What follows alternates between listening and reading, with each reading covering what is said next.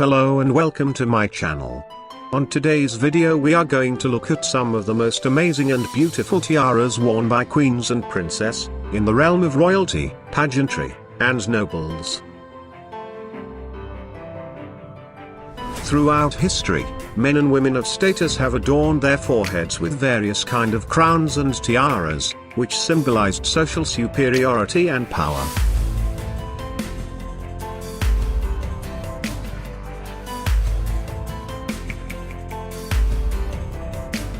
The fashion of wearing precious tiaras has fluctuated with history and gone in tandem with society's appetite for egalitarianism or elitism, but it has not vanished.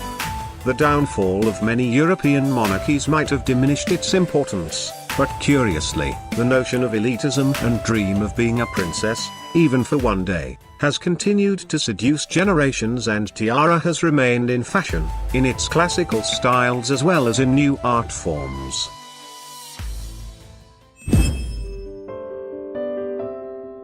Most royal watchers instantly recognized the glittering diadem as Queen Mary's lover's knot tiara, often shortened to the lover's knot. The lover's knot tiara was commissioned for Queen Mary in 1913 from Britain's House of Garrett. It consists of diamonds and a collection of 19 hanging pearls, all set in silver and gold. Later it was handed down to Queen Elizabeth. She then eventually gave it to her daughter-in-law, Princess Diana. It was through Diana that lover's knot became one of the most recognizable pieces of jewelry belonging to the British royal family. She famously paired it with a white, pearl-encrusted Catherine Walker ensemble while visiting Hong Kong in 1989. Upon her divorce from Prince Charles, the tiara was returned to Queen Elizabeth as part of the divorce deal. Kate Middleton didn't wear the lover's knot tiara for the first few years of her royal tenure. On her wedding day, Kate Middleton wore the Cartier halo tiara. Then, for other formal occasions, most notably at the state dinner for Chinese President Xi Jinping, she donned the lotus flower tiara. However, in December 2015, she wore the lover's knot for that year's diplomatic reception. Immediately, comparisons to Diana were made. Since then, it's become the Duchess's formal headwear of choice. Ninth on the list is the Marie Threes, Duchesse d'Angoulême Emerald and Diamond Tiara. The tiara, which was designed and executed by the French royal jewelers Everard and Frederic Baptiste in 1819, was a masterpiece of the French jewelry craftsmanship of the early 19th century. The design of the tiara was a symmetrical design of scrolling foliage, mounted with over 1,000 diamonds set in silver, and 40 emeralds set in gold. The silver and gold lines of the settings are clearly visible in the photograph of the tiara. The tiara survived the French Revolution and was hidden away together with other royal treasure. Eventually the tiara was sold in an auction to an English aristocrat. It was on display at the Albert and Victoria Museums for several years until the owner of the celebrated tiara successfully negotiated a deal with the Louvre Museum that brought him the returns he expected. Thus the emerald and diamond tiara of the Duchesse d'Angoulême, Marie Threes Charlotte, the only child of Louis XVI and Marie Antoinette to survive the French Revolution, finally became the property of the Louvre Museum, where it is displayed today.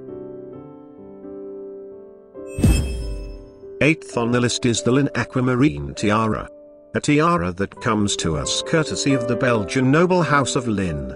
The Lin family have held their titles for centuries, but this tiara is a thoroughly modern addition to the extended family's jewel collection.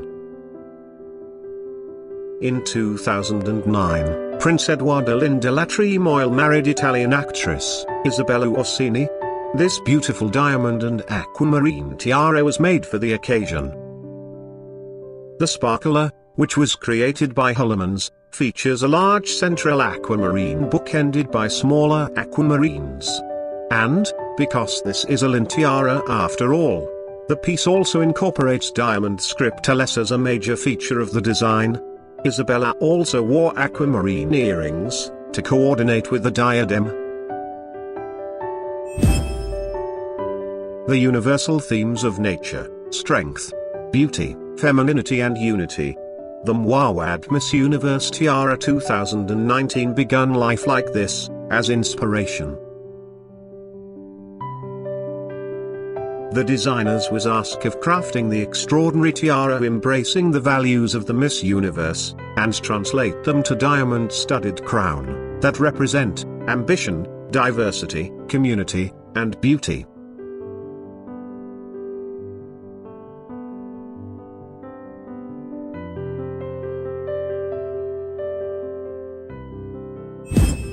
This tiara came to life in a meticulous process that combined the artistry and creative vision, using technology, master craftsmen, and the expertise to source and polish diamonds to the highest standard.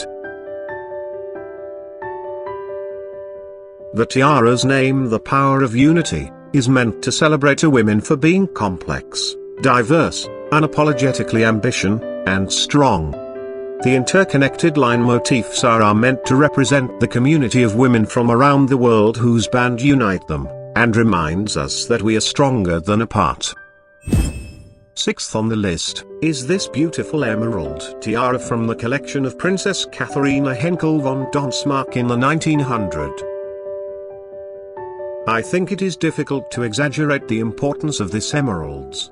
This is undoubtedly the greatest raw of original fabulous stones, 11 of them perfectly match. And what is extraordinary, is that, if you want to describe it to somebody, what color the great emerald is, you would point at these stones. They are like green berries, it's what is known as the old mine material. The emeralds itself is absolutely remarkable. It is estimated the weight to be well over 500 carats, which is a huge amount. They would have been mined in Colombia, probably in the 16th century, and they would have been traded with India. The emeralds are typical of a way of wearing emeralds in India in the 17th century, cutting them in a way of almost rolled pebbled beads, and characters will be drilled along the main axis, with this rather thick drill holes. So, one can easily imagine that this could worn around the neck by a Maharaja or a prince. And then, subsequently finding its way into France in the turn of the 19th century. There's really no period in European history where jewelry was more glamorous and more abundant than the better part of end of the 19th century. Prince Guido Henkel von Donsmarck was at that time the richest man in Germany and one of the richest men in Europe. In 1887 he married a Russian aristocrat, Katharina Sleptsov, and this tiara was commissioned for her as a gift. Donsmarck commissioned this tiara from Chormy. The design of the tiara, the base of the tiara, is typical of the late 19th century. Very delicate garden forms set in diamonds and studded with this large cushion pale yellow diamond, which contrast perfectly with the emeralds. Fifth on the list is the Queen Alexandra's Kokoshnik tiara. There are so many reasons to love Queen Alexandra's Kokoshnik. It's an utterly classic tiara from a design perspective. It's a literal wall of diamonds. It has a fascinating Romanov-related backstory.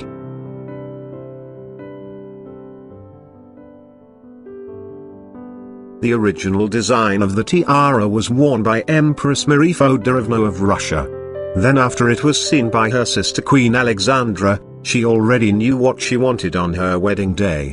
In 1888 the London News illustrated the Alexandra's anniversary present, a Kokoshnik design tiara made by the royal jeweler, the House of Garrett. Like Marie Feodorovna's tiara, the piece was made of individual pave-set bars, though Alexandra's fringes were more rounded at the tip. Alexandra's Kokoshnik featured 77 of these fringe pieces, and the entire tiara was packed with more than 400 diamonds.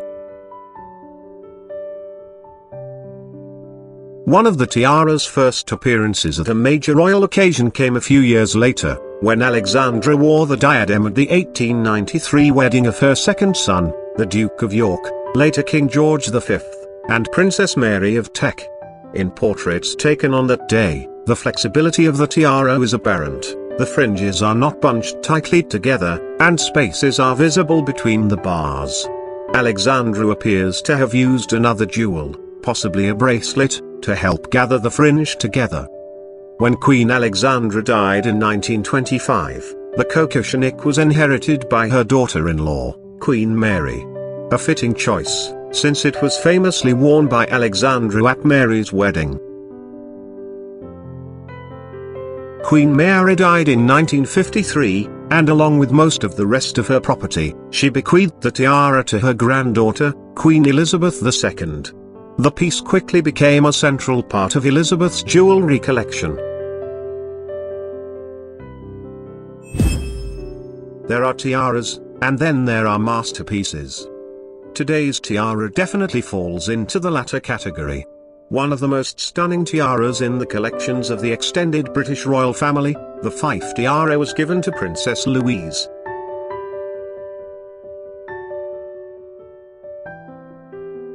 Princess Louise is the granddaughter of Queen Victoria, and she was the eldest daughter and third child of Albert Edward, Prince of Wales, and Princess Alexandra, who later became Edward VII and Queen Alexandra. The Fife tiara is made on an extremely intricate and delicate frameworks, and it contains diamonds ranging in weight from 1 to 10 carats.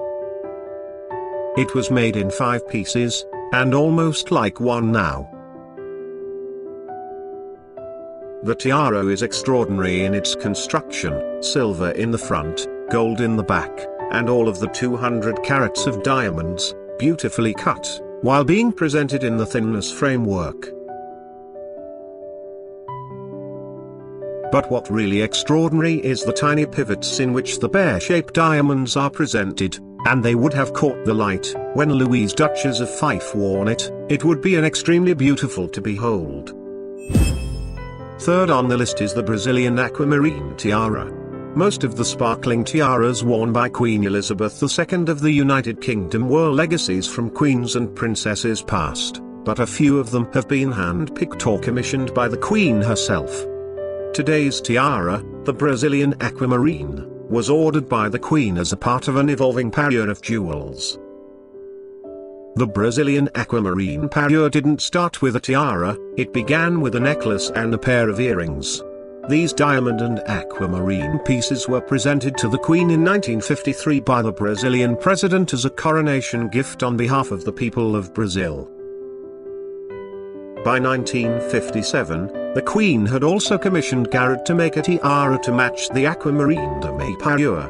The tiara featured an elaborate diamonds and aquamarine band base, with 3 aquamarine and diamond elements placed at intervals. The Queen has worn the tiara fairly consistently since its overhaul, even though it's now one of the tallest and most imposing diadems in her collection.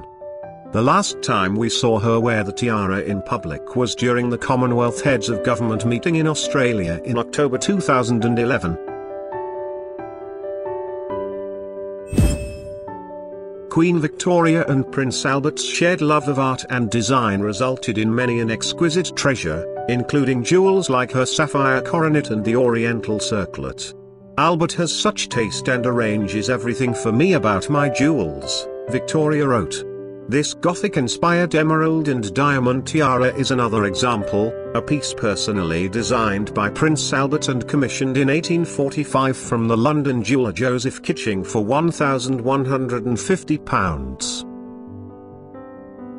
The tiara, nearly a full circlet in shape, has a base of cushion-shaped diamonds and step-cut emeralds topped by a graduated row of 19 inverted pear-shaped emeralds.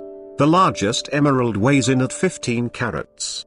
The tiara completed a parure of emeralds and diamonds previously gifted to the Queen by her husband, including a necklace with 9 clusters of emeralds surrounded by cushion-shaped diamonds, a pair of pendant earrings, and a brooch featuring a 20-carat emerald.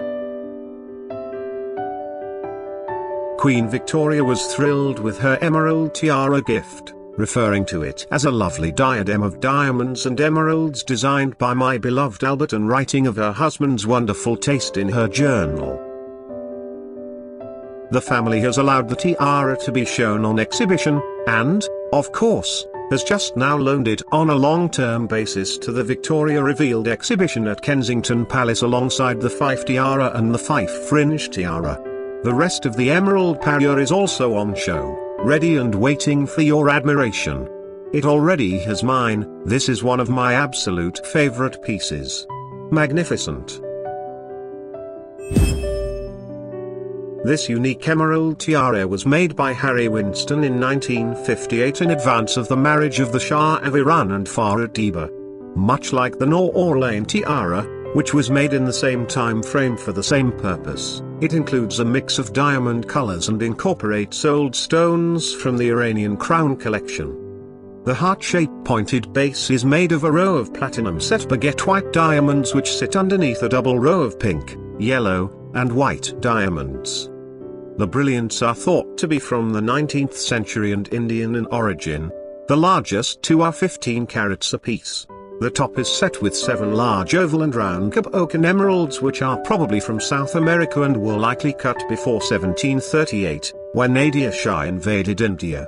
The emeralds range in size from 10 carats each, for the two smallest, to 65 carats, for the large central stone, and are framed in diamonds thought to be from South Africa. The tiara may have been a signature piece for the Empress, but it belonged to the crown jewel collection and as such did not come with her when the imperial family fled the country in 1979. While they are no longer worn, the jewels are safe and sound and available for public viewing at the Treasury of National Jewels in the Central Bank of the Islamic Republic of Iran in Tehran. I hope you had a wonderful time viewing some of the most beautiful tiaras made for the royalties, nobles, and pageantry. It was a pleasure. Have a wonderful day.